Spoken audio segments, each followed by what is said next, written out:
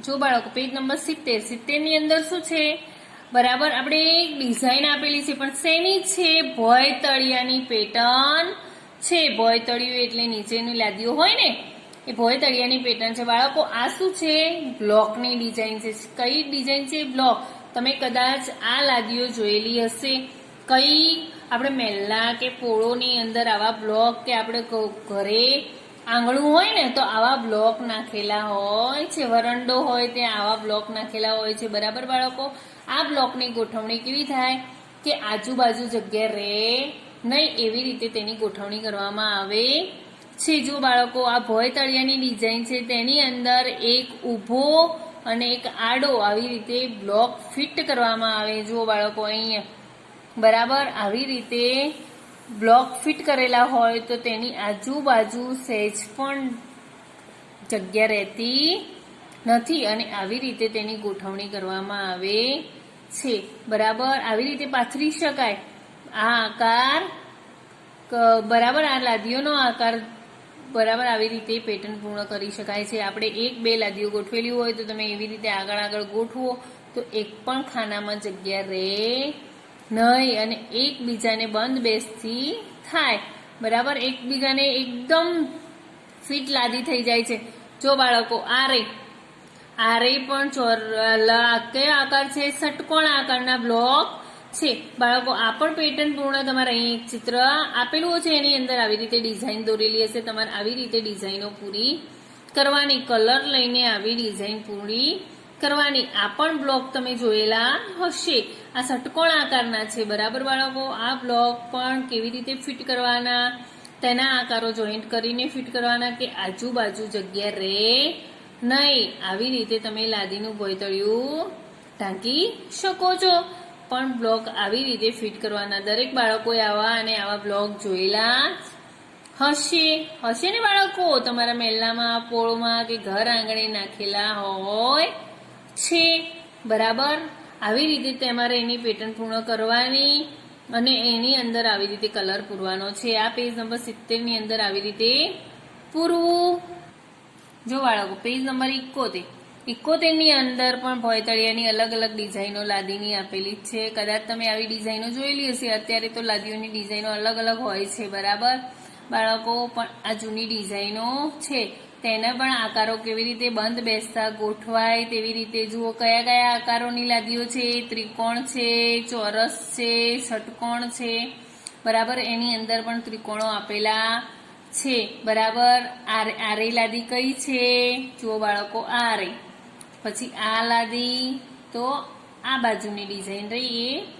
આ લાદીની છે પછી આ લાદીની ડિઝાઇન કઈ છે તો જુઓ બાળકો આ રહી અને આ ષટકોણની ડિઝાઇન કઈ છે તો આ રહી એની ગોઠવણી આવી રીતે કરાય કે આજુબાજુ સહેજ પણ જગ્યા રહે નહીં બરાબર ને બાળકો જુઓ લાદીઓની ગોઠવણી કરેલી છે ને તમારે આવી રીતે ટુકડા આપેલા હોય તો એની પેટર્ન આવી રીતે પૂર્ણ કરાય જુઓ બાળકો હવે નીચેની જુઓ ત્રિકોણવાળી છે ભોયતળિયાને ઢાંકવાની પેટર્ન નીચે મુજબ પૂર્ણ કરો તો જુઓ બાળકો ત્રિકોણ આપેલા છે એક સીધું બરાબર અને એક ઊંધું ત્રિકોણ આપેલું છે તમારે આવી રીતે અડધી પેટર્ન આપેલી છે તો કલર પૂરીને આવી રીતે પેટર્ન પૂર્ણ કરવાની બરાબર બાળકો આ 71 પેજ નંબર તમારે આવી રીતે પૂરવો પેજ નંબર 72 જો બાળકો આની અંદર શું છે પેટર્ન પૂર્ણ કરો જે પેટર્નમાં 6 બાજુઓ વાળી લાદી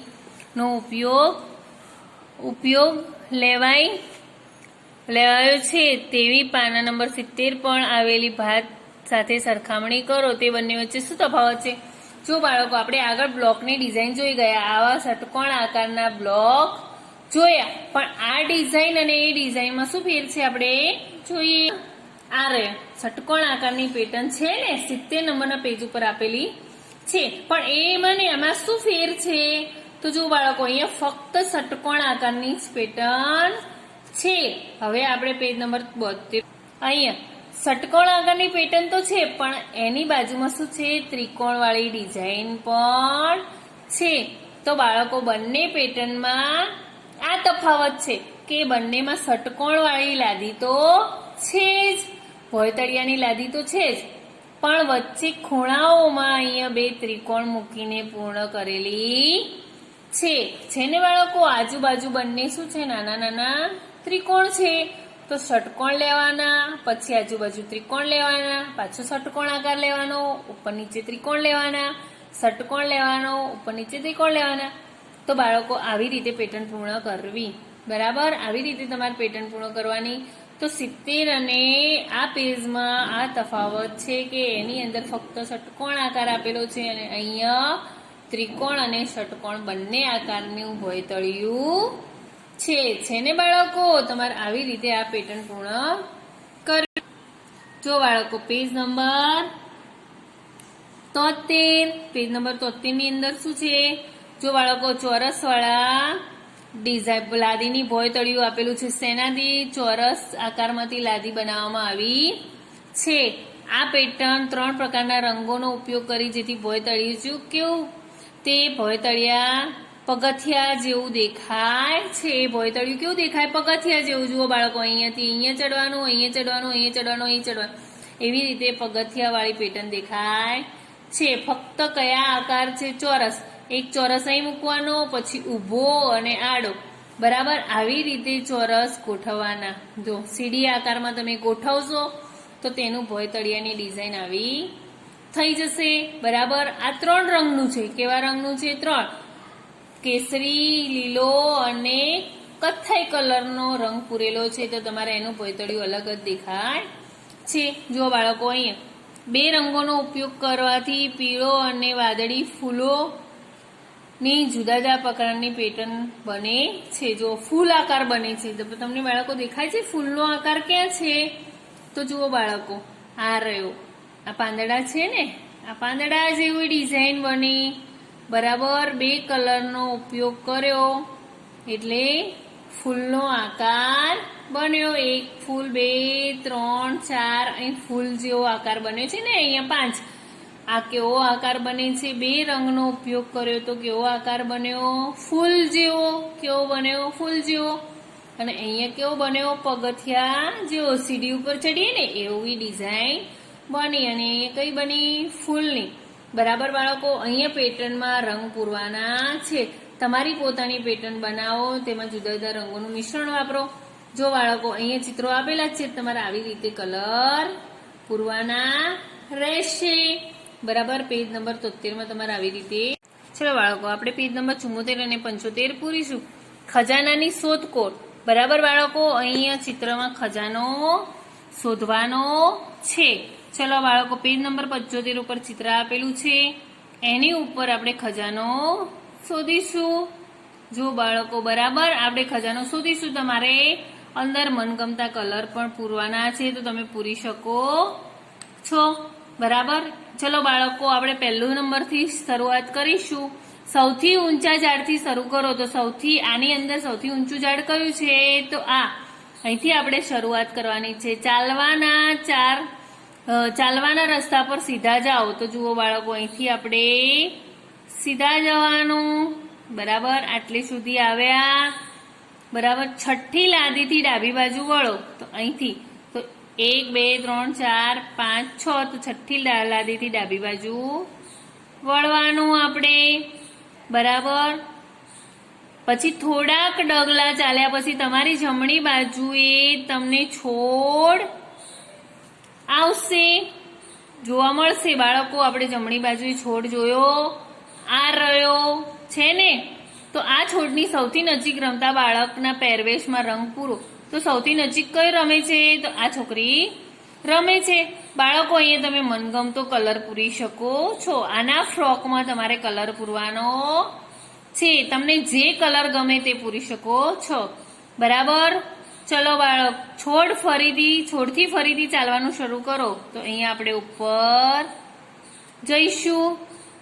બરાબર, 4થી લાદીએ ફરીથી ડાબી બાજુ વળો. તો 1, 2, 3, 4. આપણે 4 લાદી આવ્યા પછી આપણે શું વળવાનું? ડાબી બાજુએ વળવાનું છે.